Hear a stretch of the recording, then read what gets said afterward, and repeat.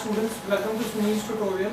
I'm Sunil Milwani and today we'll be doing this chapter called as chemical kinetics. Let's try to find out experimentally the rate, law and the order.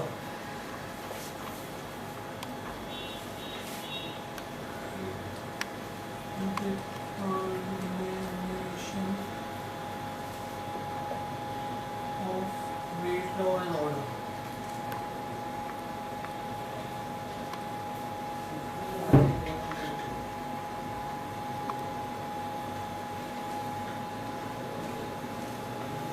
Now, there are different methods in which I could find out the rate, law and order for a given reaction, right?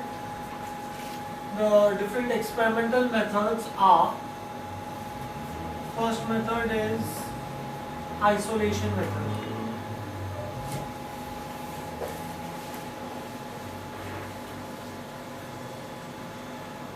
Right? In isolation method, in this case, all the reactants except one are isolated in the presence of excess and hence their concentration remains the same. I had explained to you what is pseudo first order reaction. What is pseudo first order reaction? Where a second order reaction behaves like a first order reaction. Why? Due to the presence of excess water. What does excess water do to the reaction? Since the water is present in excess quantity, its concentration remains unchanged. Since its concentration remains unchanged, it does not bring about any change in the rate of the reaction, and therefore a second order reaction would behave like a first order reaction. The same principle is used here. You have multiple reactants. All the reactants except one are made in excess quantity. Since all the other reactants are in excess quantity, their concentration will remain unchanged. There is only one reactant whose concentration or whose quantity is not in excess. Therefore, the rate of reaction would be determined only by that one particular reactant. This method of determining the rate of reaction is called as isolation method. Fine, do we get this? Simple enough? In this case, all the reactants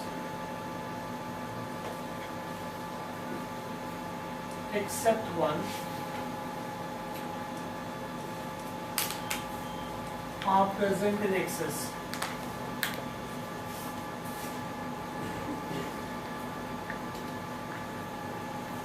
Hence their concentration remains constant.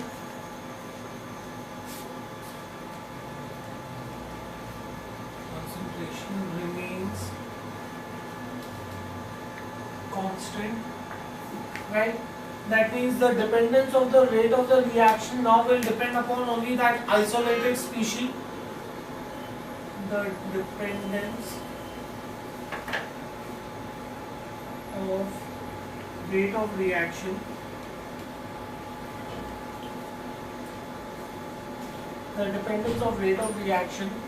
on the concentration of the isolated species. Remember that one reactant which was not present in excess, that is my isolated species, is determined experimentally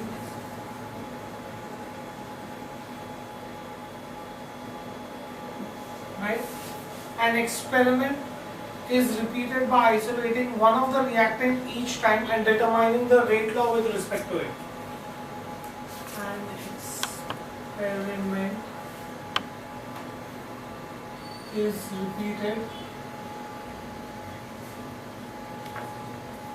Experiment is repeated by isolating one of the reactants.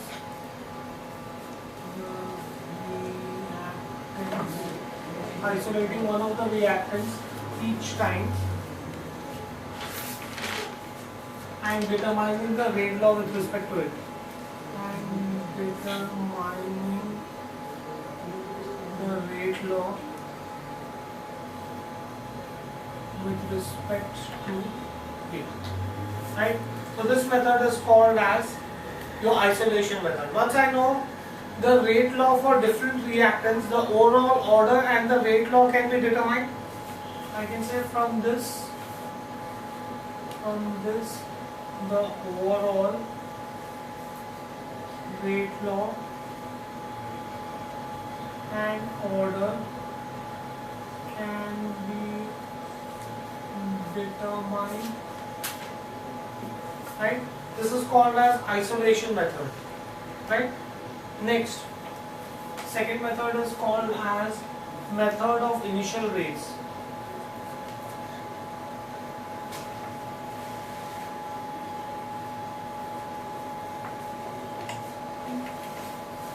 Method of initial rates.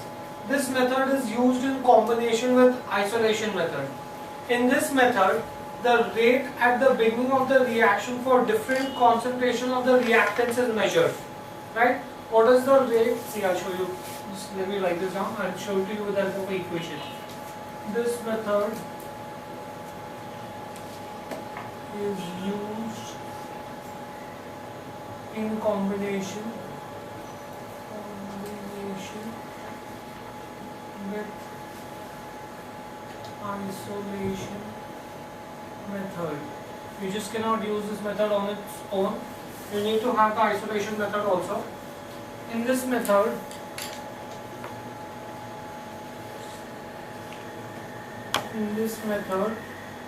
rate at the beginning of the reaction, rate at the beginning of the reaction,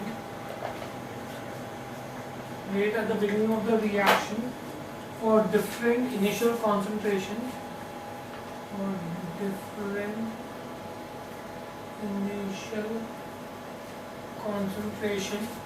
of the reactants is measured. The reactants is measured. Let me explain this to you with the help of an example. For example, let's consider an equation where you have A times A reacting with B times B to give you C times C plus D times D. In that case, by rate law, if I apply rate law to this, I can say rate of the reaction is equal to K bar times concentration of A raised to X into concentration of B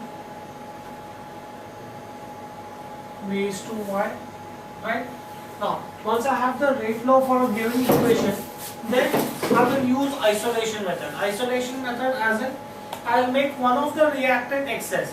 For example, if I take B in large excess, A will be the isolated reactant. So the initial concentration of B remains constant, and I will get the rate law which will show me the concentration of A.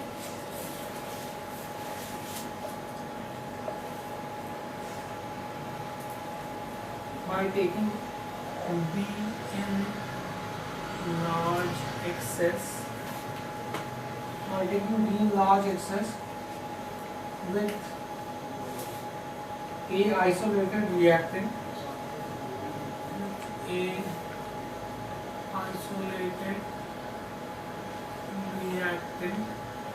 A will then be your isolated reactant. The initial concentration of B remains constant. The initial concentration of B0 remains constant. Let us assume that constant is K double bond. So in that case, my rate of the reaction will be K bar times A raised to X, and B will become V0 raised to Y, but V0 remains constant and the value of that constant is K bar. So this will be nothing but K bar into K double bar into A raised to X, which can be written as K into A raised to X. I have converted a second order into first order, pseudo first order. So the initial rate of reaction of A is isolated. Thus I can say that the initial rate of reaction of A isolated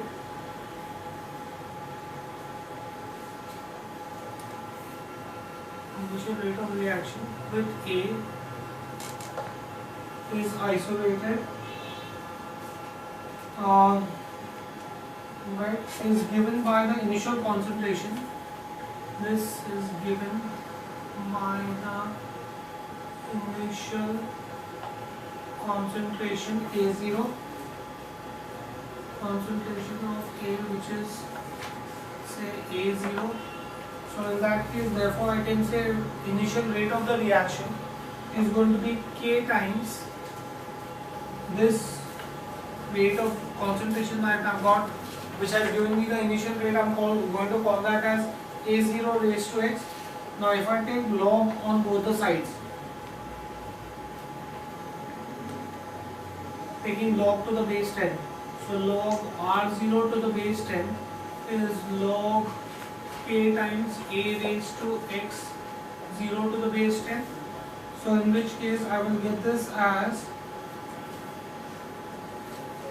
log A plus log B is log AB can be written as log A plus log B.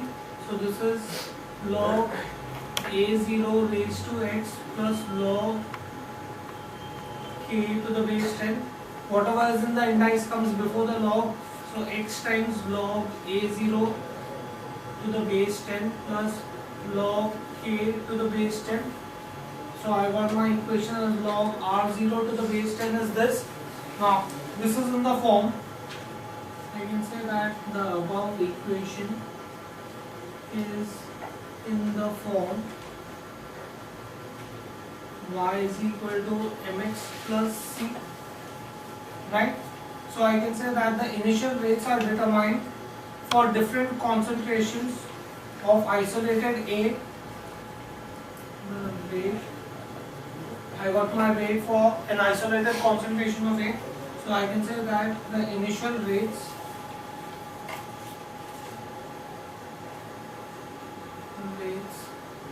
are determined. The initial rates are determined for different initial concentrations. Different initial concentration of isolated A. I have done this with a particular concentration as well as for series of initial concentration of isolated B as well. We did this for a particular concentration of A, then I'll change the concentration of A, again get the equation. So I'll do this experiment with A, isolated A, for different concentrations. Then same way I'll do the experiment by isolating B for different concentrations of B, right? As well as for series of initial concentration of isolated B, right?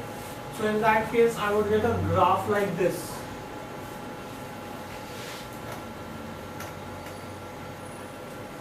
Right, I would have log A0 to the base 10 on x-axis. I'm taking this, and log R0 to the base 10. Right. Now, in that case, I would have isolated A would give me a graph like this. Say, this is my A isolated. Right.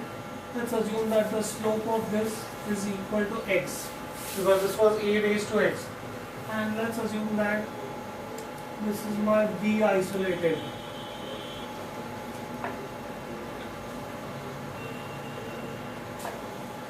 And the slope of this is going to be y, because this was raised to y. So this is how I'll get a graph for this, right?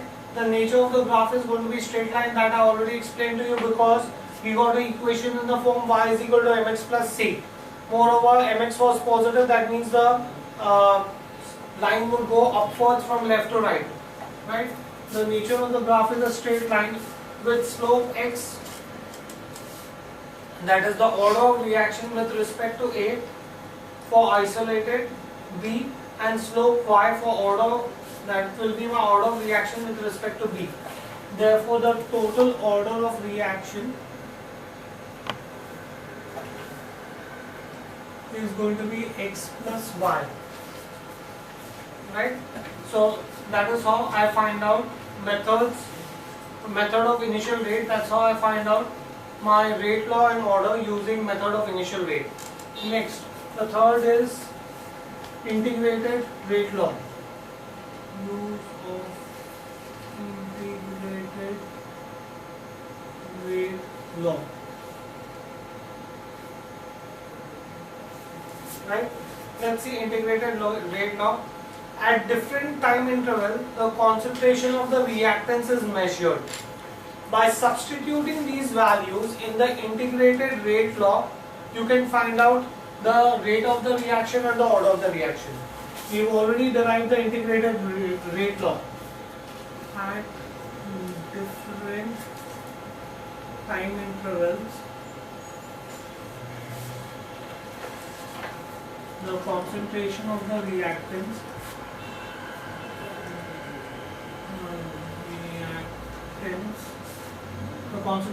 reactants is measured, right, by substituting the values in integrated rate law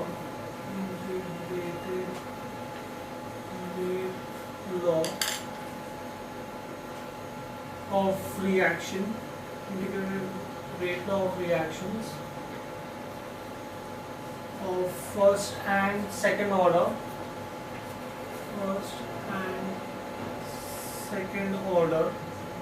the rate constants can be calculated. I'll just show you this with the help of an example. Rate constants can be calculated. Right? The constant value of the rate constant gives the order of the reaction. The constant value of rate constant gives the order of the reaction.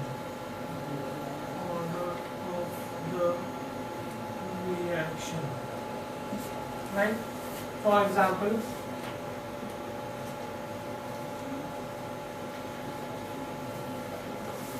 for first order reaction, we have derived that the integrated rate equation is K is equal to 2.303 upon T log of A0 upon AT to the base 10. That was my integrated rate equation, where A0 and AT are the initial and the final concentrations, where I could say that A0 is the initial concentration of A, and AT is the concentration of A unreacted at time T. Concentration of A unreacted at time T. Right? Now, we have already found out the concentration of AT at different time intervals. If I go on substituting the concentration of AT at different time intervals, I'll have different values of T and AT. Substituting those values, I can get the value of K. So I can say by substituting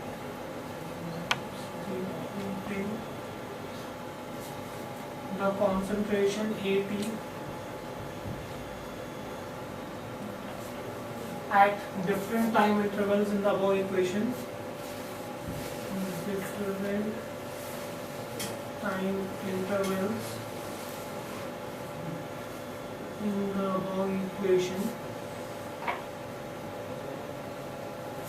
by substituting the concentration AT at different time intervals in the above equation, the value of K can be calculated. The value of K can be calculated. right? That's how I come to know the value of K. This constant of value of A indicates the reaction as first order. The constant value of K indicates the reaction as a first order.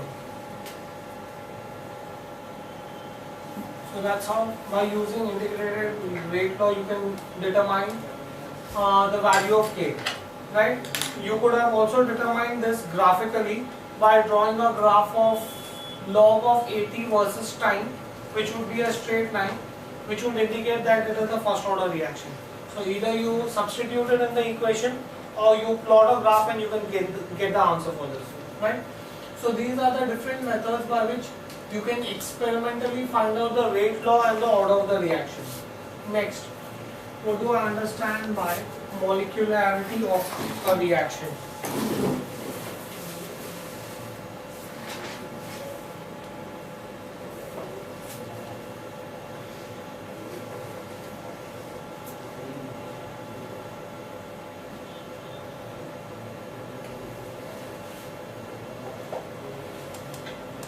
What do we understand by molecularity of the reaction? Molecularity of an elementary reaction is the number of the reactant molecules taking part in the reaction. When I say molecularity of the reaction, what I want to indicate is the number of molecules of reactant taking part in the reaction. Fine, do we get this thing clear? So a reaction which takes place in a single step and which cannot be broken down into other simpler steps is called as an elementary reaction, right? Like for example, a Grignard's reaction can be broken down into two steps. If I had a reaction which cannot be broken down into two steps, such a reaction would be called as an elementary reaction. For an elementary reaction, the number of molecules of the reactant taking part in the reaction is called as the molecularity of the reaction. Fine, do we get this in here? I can say that the reaction which takes place in single step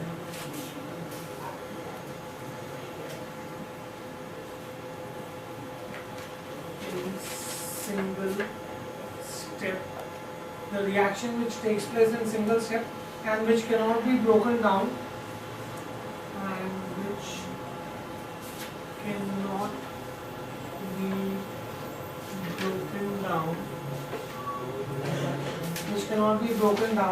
into simpler chemical reactions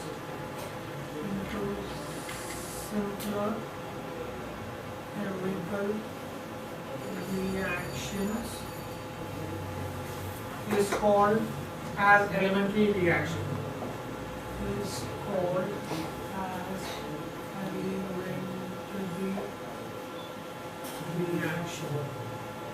Once I know what is elementary reaction, then I can define molecularity. Molecularity of elementary reaction. Molecularity of elementary reaction is the number of reactant molecules.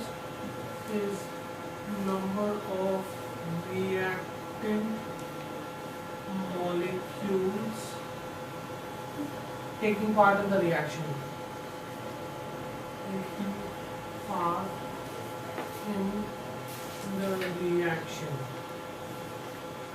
Right? That is what is molecularity of the reaction. Now, depending upon the number of reactants taking part, you could have unimolecular or bimolecular reaction. Depending on the number of reactant molecules.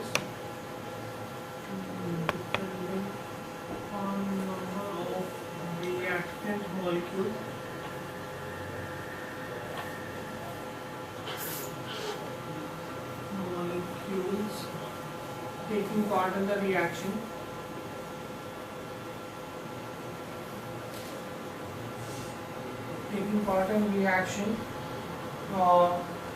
The reaction may be unimolecular or bimolecular. The reaction may be unimolecular or bimolecular. Right? Now, what is a unimolecular reaction? A unimolecular reaction is the one in which single molecule undergoes reaction. In unimolecular reaction,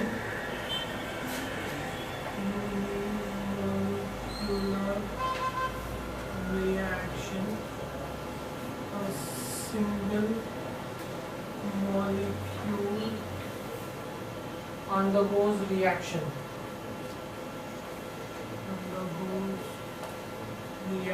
For example, suppose if I have ozone gas splits to give you oxygen gas and nascent oxygen gas or oxygen atom. This would be an example of a unimolecular reaction where a single molecule undergoes reaction. Right? Now, a bimolecular reaction is the one in which two molecules react. In bimolecular reaction, two molecules react.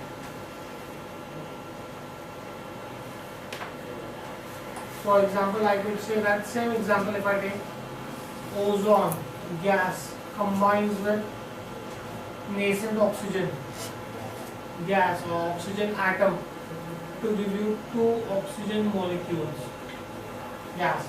So here you have two molecules reacting, so this would be a bimolecular reaction, right? Then you can have trimolecular reactions which are very rare, right? Now, next, what do you mean by complex reactions? Reactions which occur in a series of steps are called as complex reaction. Elementary reactions occur in single step. Instead of the reaction occurring in single step, if it occurs in series of steps, then that is called as a complex reaction. A reaction which occurs in series of steps. A reaction which occurs in series of steps is called complex reaction. Is called complex reaction. So in complex reaction, the reaction would occur in series of steps. Right? Here each step would be an elementary reaction, where each step would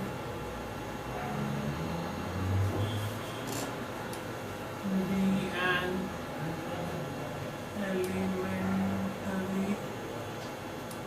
elementary reaction.